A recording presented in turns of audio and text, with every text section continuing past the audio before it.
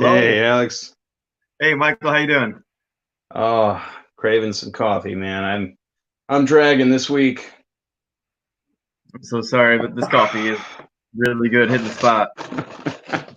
So, the intro this week was not meant to be crazy, but I'm going crazy.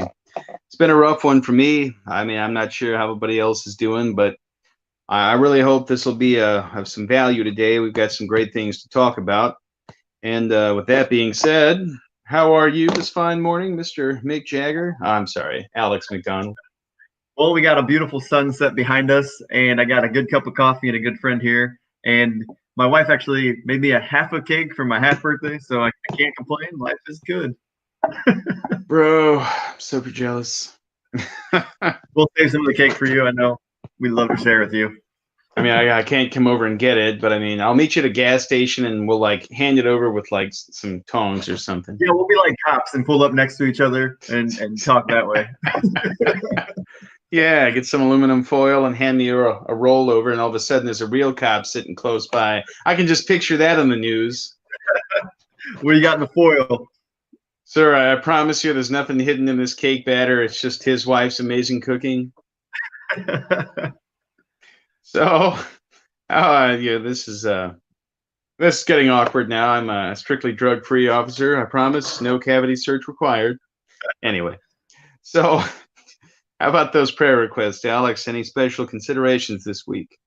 Yeah, definitely want to pray for some certain select people. So let's join together in prayer. Let's start with a moment of silence. Dear Heavenly Father, we just come before you and we just want to praise you and glorify you in all that we do. We want to pray for all the teachers, the parents, and the students as they continue to adapt and overcome in new ways of doing school.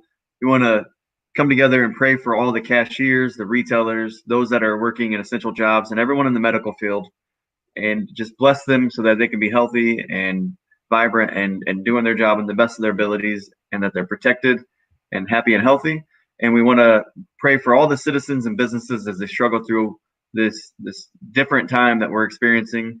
We want to personally pray over Adriana, who needs overall motivation and energy at this time, who's been feeling kind of down. Lord, lift her up. We want to pray for Micah for health, wealth, and wisdom. We know every day in every way that we are becoming more healthy, wealthy, and wise, and we just proclaim that. We want to pray for Ezra and the orphanage that he oversees for provision of food and other necessities. We want to pray for Michael for miracles to happen and for him to be uplifted, and this program to be reach others that need a lift up, that need a boost of caffeine in their soul. Just let us to glorify you. We love you and we praise you. In Jesus' mighty name we pray. Amen. Thank you. Good stuff. So today we are going to talk about some pretty awesome information. I think it's going to be of a great value. But before we get into that, I want to mention the coffee of the day today, which is some pretty amazing stuff. Now, I know Ethiopia, but I'm not sure I can pronounce the other one. So we're calling it the Yerg. The Yerg. The stuff is amazing. It's like this rich and kind of fruity coffee, and yet it's not a sweetened coffee. It's just roasted with some amazingness, some crack cocaine in coffee form. So while neither conversations over coffee, Alex or myself condone drug use, I hope you understand the humor. And that being said, Alex, please, how about for today's topic, we're going to talk about poverty and financial stress. Take it away, Alex. Yeah. Well, on the topic of the coffee, though, I just want to say that it's important to support local economies or local businesses because they are the local economy. And so that kind of ties into the poverty and the financial stresses. And absolutely, there's a lot of people that are struggling with that at this current time. And our cups are up to you. And we salute you as you go through this time. We don't want to hear about anybody struggling, and we want to provide information that lifts up all. But let's talk about our past a little bit. Like when I think about poverty and I think about the way that I grew up, man, oh man. So I asked my kids, have you ever had, I knew the answer to this because they've never had it. Have you ever had government cheese or government peanut butter? And they're like, what's that? I'm like, so this jar of peanut butter, you open it up and it's got a layer of oil that thick. You stir it and it's still full of oil. You get this block of cheese and no matter what you do, it doesn't melt. And I'm like, that was what we grew up on. And they're like, that doesn't make sense to us. And I'm like, and you'll never have to experience that. So as a kid, there was a time where we lived in my parents' friend's garage. There was me, my mom, my stepdad, my brother, all living in a garage because we had no place else to go. There was a time where we lived in my grandparents' motorhome in my grandparents' backyard. There was times where we would decide just to move across the country just because they couldn't pay the landlord or whatever reason. They wanted new opportunity or whatever. But I remember fourth grade, they had this charity for the poor kids, and they took us to a shoe store and they gave us our very own pair of Riddells. And I'd never hear that brand any place else, any time in history. So I Googled it, and these Riddells, they're just these white plain shoes. And I remember I cherished those shoes so much that I was like washing them every night. I was sleeping with them by my bed. And I was so excited to have those shoes because they meant something to me. Because all the other shoes I got were from Payless and they were really cheap, or they were hand-me-downs from my brother and they had holes in them. Oh yeah. And so as a child, I grew up in a form of poverty where there was times we didn't have lunch. There was times where the dinner was really plain and I couldn't complain about it. I had to eat every bit of it. And I know there's people that struggle with absolutely no food, and it breaks my heart to think about that.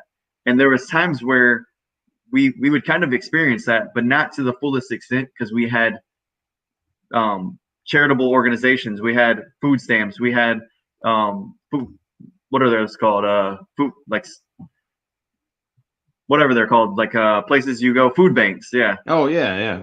So we've always had the opportunity to go and get things that we needed for food, but there was a lot of lack in every other area. And so not just financial poverty, but there was spiritual poverty. There was poverty of not having relationships with others that I would say that I also struggled with. So I experienced that as a kid, and I don't really have the tools in my tool belt to become an adult and be financially successful. So what I learned by watching their example was you get money and you spend that money on things you want. And if you don't have enough money, then you go and borrow the money and you spend more money than you made. And then you got to figure out somehow how to pay that back. And you're always behind from there on. And so I covered in the first episode of Conversations Over Coffee, there was a time where I was homeless. There was many times where I couldn't afford myself and my son's living expenses. And there was many times where I wasn't able to support myself. But now we fast forward to a few years later, and my wife Stephanie and I were supporting a family of 7. And it doesn't make sense to me how just a little bit of tweaks made everything completely different. And so I'm studying different people right now and observing how things are going. And I'm seeing a lot of people that are needing the stimulus check, or else they're not going to be able to eat. They're needing the stimulus check, or they're going to foreclose on their property, or they're going to lose their business. And it breaks my heart. I don't want to see that happen. And so hopefully we can talk through this and we can share some light on what answers they could have. Well, I got to tell you, man, it's a hell of a story right there. I mean, 7 kids, like, how do you sleep at night? But I mean, on a serious note, I mean, I got to tell you, I'm intrigued. I'd like to hear, like, what did you do to change all that? Because, you know, I'm just me and I'm feeling the pinch. I mean, you have 7 people to think about. What did you do? Well, there was a time where the economy crashed in 2008, and I had a felony charge in my record, and it was impossible to find a good job. Nobody was going to hire me when they weren't hiring at all. And so I ended up working at the local Burger King. And little did I know that would be one of the best choices I made. So there I met a young man named Eric Barr. And a few years later, he falls in with Christy Cortesano Smith and the Life Leadership Company. And he calls me up after leaving an event, has a moment of courage, and calls me up and says, "Hey, I got something to share with you." He comes over to my house and he slides this green box across my kitchen table and said, "You're tired of struggling, then you need to get this green box." And I said, I don't think so. You're not going to come to my house and try to sell me a product. Like, me buying a product is not going to change my situation. It's going to take money away from me. And then he kept telling me about it as I complained about my financial problems.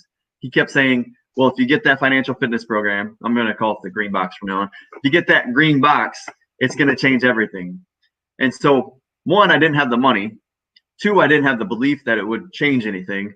And three, I was still very, very skeptical and angry and like a conspiracist. Like I thought everyone was out to get me because I wasn't an honest person myself. And so I started plugging into the meetings that he was going to. I started listening to some of the information, and I decided I was going to go do some side work, make $200 and buy that green box. And little did I know that green box changed everything. So a little bit over time, I started reading it. I started listening to the audios. I started filling out the workbook and applying the information. But then I also started getting around mentors like Mr. Bill Lewis and Christy Cortizano Smith, Orrin Woodward, and Chris Brady, and learning how to change my thought process from a poverty mindset to an abundance mindset. And what's so crazy now is that you can get this amazing super app that's right here on your phone, and this is included in it. So I paid almost $200 for it, and now it's in a super app that you can pay for at a low fee every month. Whoa! Like, well, I mean, obviously, I'm curious. I mean, tell me a little bit about this app, because, I mean, $200 is kind of a lot right now, but how affordable are we talking here? I mean, is this something that a lot of people could utilize? Well, I think it's very pertinent that people take a look at it, because you can take the little bit of money you have and make it go even further. And so it's a $30 subscription each month, but you get the information of this financial fitness program. You get the Rascal Radio. If you're on prescriptions, you get a discount prescription card. You get the ability to pay through the app and get cash back. And you get to use coupons, and you get a marketplace. And each month you get 30 trip credits. And so the average person is getting between $70 to $100 back each and every month. And so let's say, Michael, I give you $5 and you're going to give me back 100. That seems like a fair deal, right? Sure. Yeah. In the words of some people, it seems too good to be true, but we can show you person after person that's been using this app. We've gotten $300 cash back, and we don't really shop that much. We don't really go out to many places. We don't go out to eat a lot, but we've been thinking at first, and it's changed everything for us. But let me go kind of back in time. So the founders, Orrin Woodward and Chris Brady, they started building this material and building this opportunity so people can change how much money is going out of their house. So they looked at it. They said, there's a lot of people that have money pouring out of their house from inflation, from taxes, and from debt and servicing that debt. And so they said, okay, let's start attacking these pipelines. And so to attack the tax pipeline, they created a business opportunity through a franchise type system, and it reduced their taxes from 30% to 10%. So number one, you're saving 20% of your income now.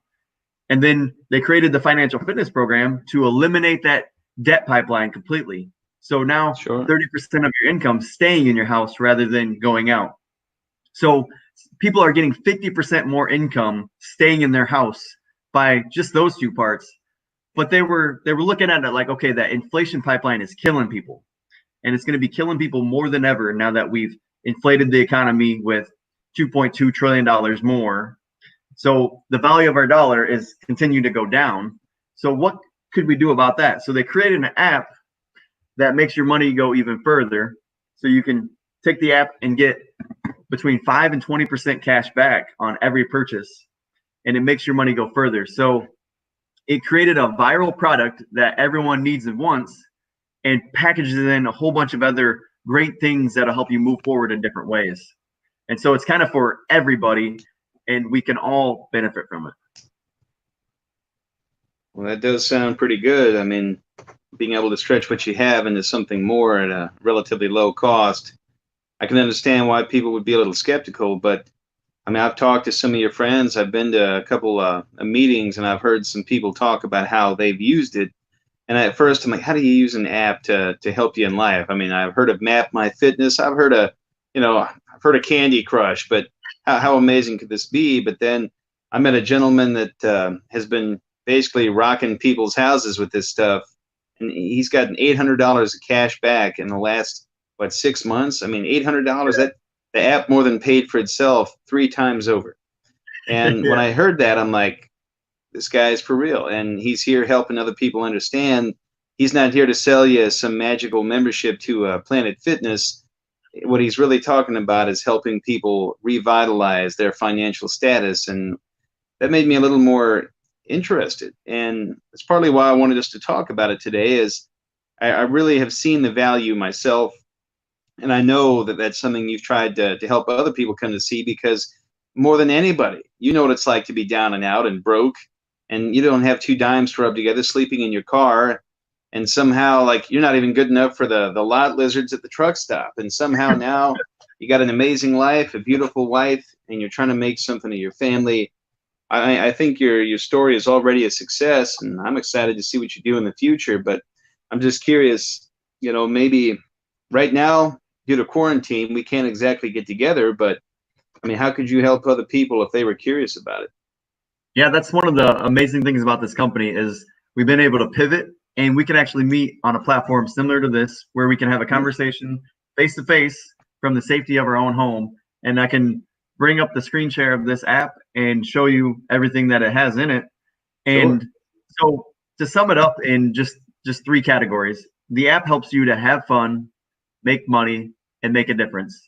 And so if people are interested in any of those 3 categories, then it's definitely worth looking into. And if you Yeah. feel any kind of stress or pressure, whether it's health related, we have products to help with that, or Hmm. with financial stress, then we have the resources to help you with that. Then go ahead and reach out to us. You can contact the Conversations Over Coffee page, or you can send me a message on my Facebook page. I'd give out my phone number, but we don't know who's gonna be watching, so we'll be careful there. Yeah, don't want the wife asking too many questions about, like, who's texting you at 10 o'clock at night. So I totally understand. I'm a little leery about handing out my phone number on social media myself, so I can't blame you there.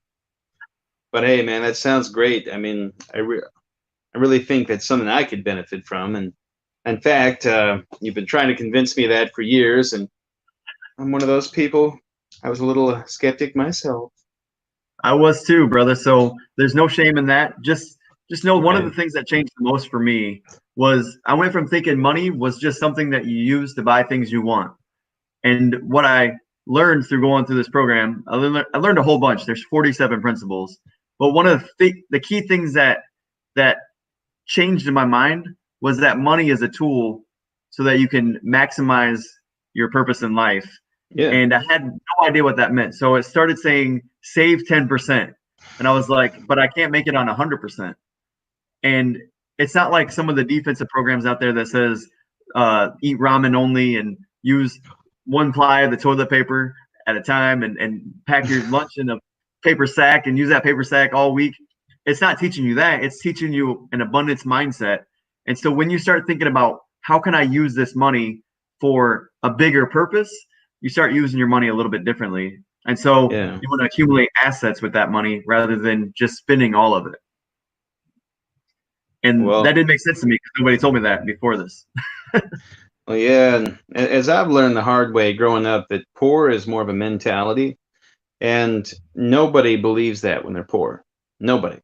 But Mhm. every person who's ever been poor, who got out of it, has come to see the truth in that.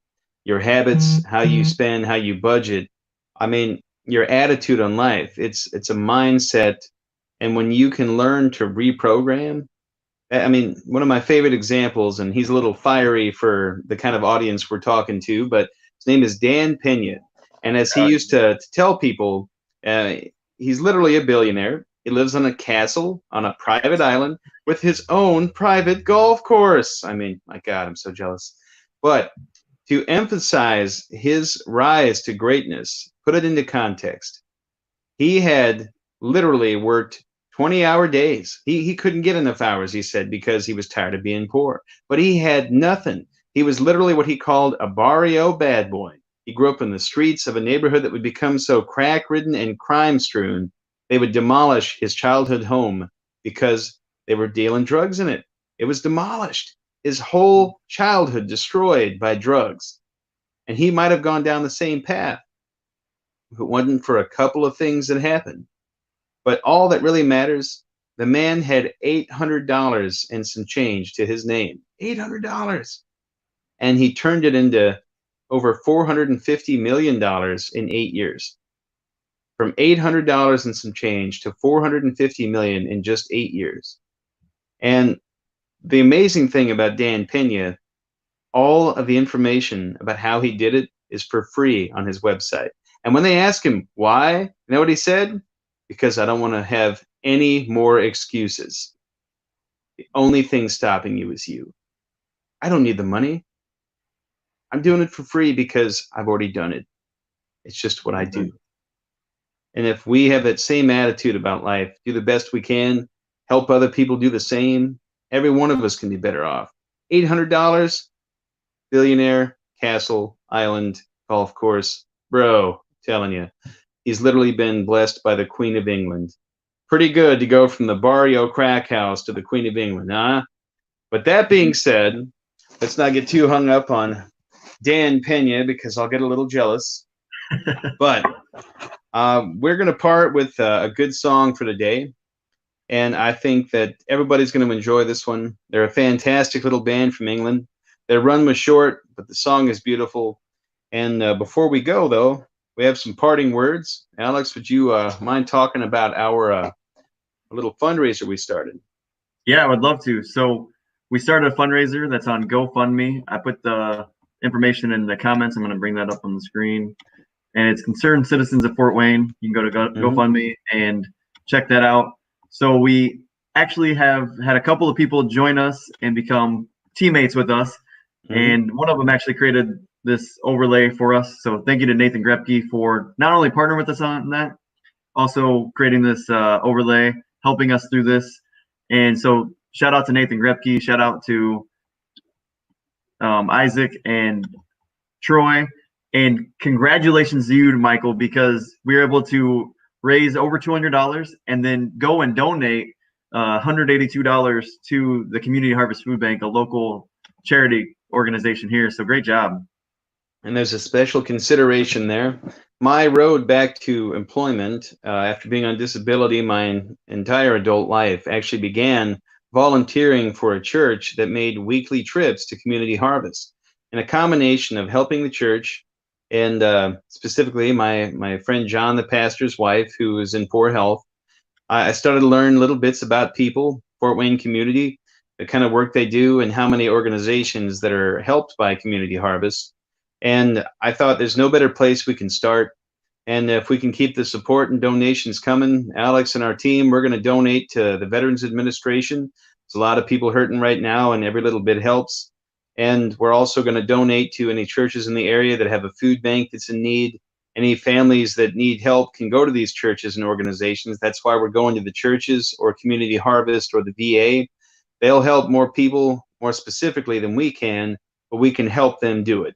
And that's why we decided to do this, because we know a lot of people are hurting right now.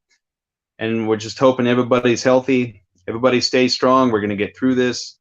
And there is some bright light at the end of this tunnel, but we just got to ride through this tunnel before we get there. And on the way, just remember, support local business.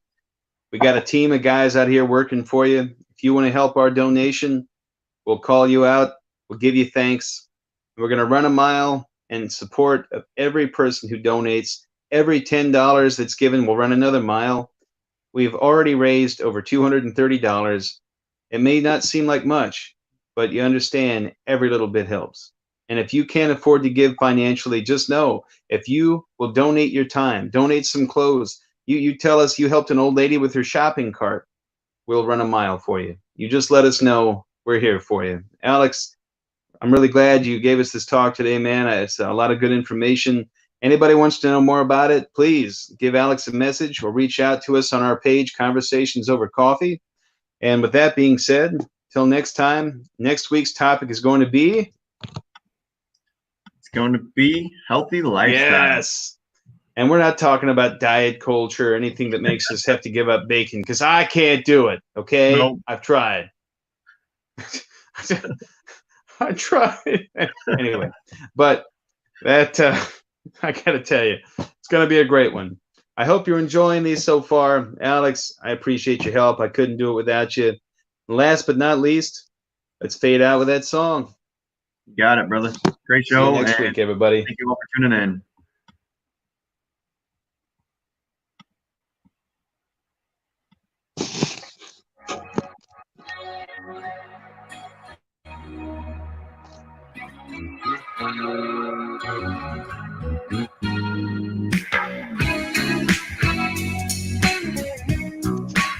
I love these guys.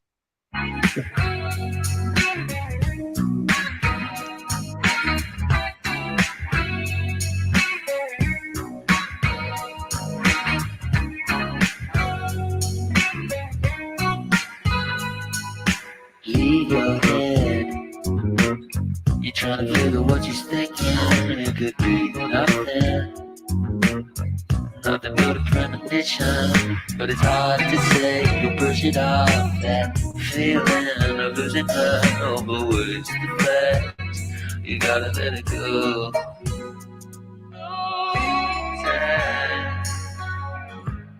Feeling that only adds weight to your mind. Oh, sad. Getting back closer on your pride. She'll take her time, making her mind. Sit back, don't think it over. You'll be alright. Still you sweat over what you could be doing. It's a chemical threat. Is it only the beginning? Did you wake up late? Take a bath, won't right back to you ask. You don't know nothing. You gotta let it go. I'm telling you, for their age, it is way too much talent for one band. Feeling bad only adds weight to your mind. No. Great job. Stephanie just busted in dancing. She likes it too. She'll take her time, making her mind. Sit back, don't think it over. You'll be alright.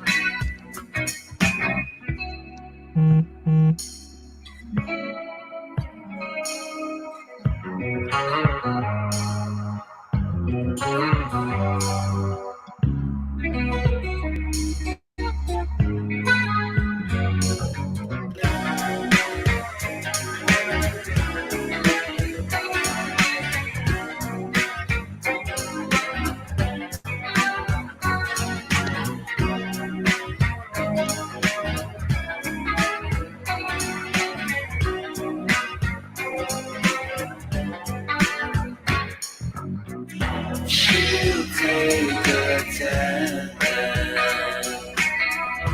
making her mind. Sit back, don't think it over. You'll be alright. You'll be alright.